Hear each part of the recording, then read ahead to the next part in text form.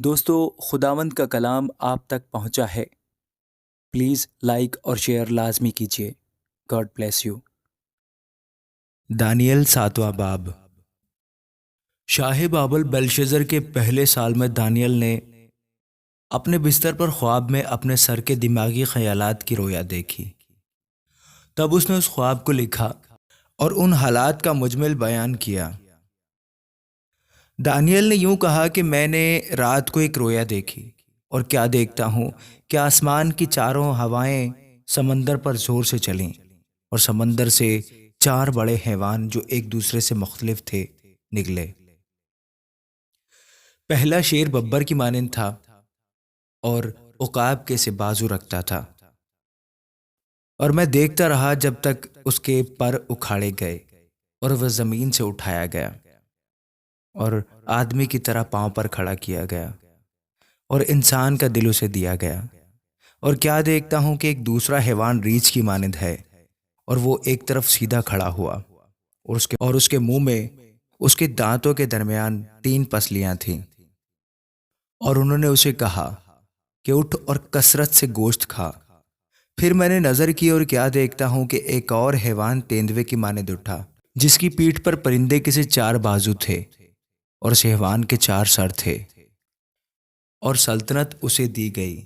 پھر میں نے رات کو رویا میں دیکھا اور کیا دیکھتا ہوں کہ چوتھا حیوان ہولناک اور ہیبت ناک اور نہایت زبردست ہے، اور اس کے دانت لوہے کے اور بڑے بڑے تھے۔ وہ نکل جاتا تھا اور ٹکڑے ٹکڑے کرتا تھا، اور جو کچھ باقی بچتا اس کو پاؤں سے لتاڑتا تھا، اور یہ ان سب پہلے حیوانوں سے مختلف تھا، اور اس کے 10 سینگ تھے۔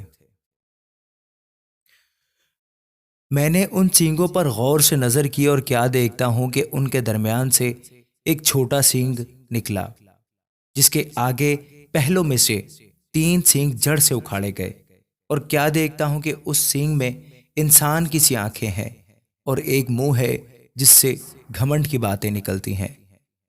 میرے دیکھتے ہوئے تخت لگائے گئے اور قدیم الایام بیٹھ گیا۔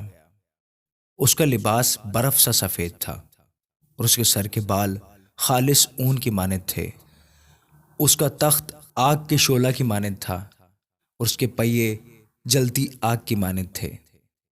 اس کے حضور سے ایک آتشی دریا جاری تھا، ہزاروں ہزار اس کی خدمت میں حاضر تھے اور لاکھوں لاکھ اس کے حضور کھڑے تھے۔ عدالت ہو رہی تھی اور کتابیں کھلی تھیں۔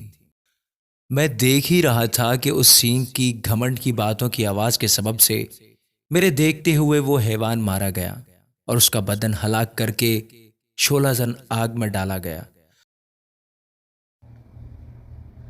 اور باقی حیوانوں کی سلطنت بھی ان سے لے لی گئی۔ لیکن وہ ایک زمانہ اور ایک دور زندہ رہے۔ میں نے رات کو رویا میں دیکھا اور کیا دیکھتا ہوں کہ ایک شخص آدم زاد کی مانند آسمان کے بادلوں کے ساتھ آیا اور قدیم الایام تک پہنچا۔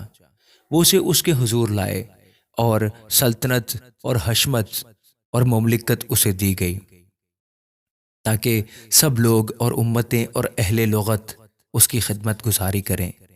اس کی سلطنت ابدی سلطنت ہے جو جاتی نہ رہے گی، اور اس کی مملکت لازوال ہوگی۔ مجھ دانیل کی روح میرے بدن میں ملول ہوئی، اور میرے دماغ کے خیالات نے مجھے پریشان کر دیا۔ جو میرے نزدیک کھڑے تھے، میں ان میں سے ایک کے پاس گیا اور اس سے ان سب باتوں کی حقیقت دریافت کی۔ پس اس نے مجھے بتایا اور ان باتوں کا مطلب سمجھا دیا۔ یہ 4 بڑے حیوان 4 بادشاہ ہیں جو زمین پر برپا ہوں گے، لیکن حق تعالیٰ کے مقدس لوگ سلطنت لیں گے اور ابد تک، ہاں عبدالآباد تک اس سلطنت کے مالک رہیں گے۔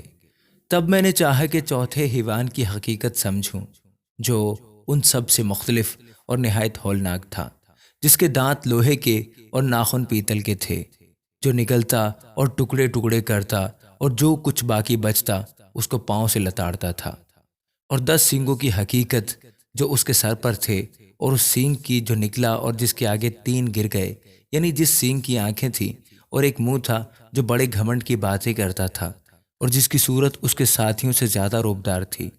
میں نے دیکھا کہ وہی سینگ مقدسوں سے جنگ کرتا اور ان پر غالب آتا ہے۔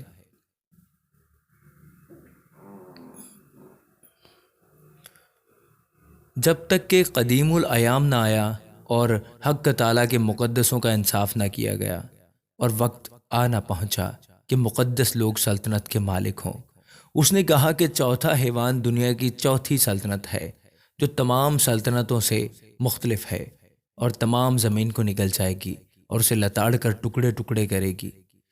اور وہ 10 سینگ 10 بادشاہ ہیں جو اس سلطنت میں برپا ہوں گے، اور ان کے بعد ایک اور برپا ہوگا، اور وہ پہلوں سے مختلف ہوگا، اور 3 بادشاہوں کو زیر کرے گا، اور وہ حق تعالیٰ کے خلاف باتیں کرے گا، اور حق تعالیٰ کے مقدسوں کو تنگ کرے گا، اور مقررہ اوقات و شریعت کو بدلنے کی کوشش کرے گا، اور وہ ایک دور اور دوروں اور نیم دور تک اس کے حوالے کیے جائیں گے۔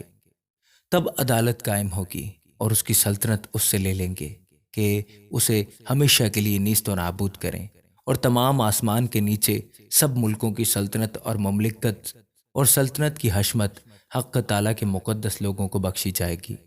اس کی سلطنت ابدی سلطنت ہے، تمام مملکتیں اس کی خدمت گزار اور فرما بردار ہوں گی۔ یہاں پر یہ امر تمام ہوا۔ میں دانیل اپنے اندیشوں سے نہایت گھبرایا، اور میرا چہرہ متغیر ہوا، لیکن میں نے یہ بات دل ہی میں رکھی۔ آمین۔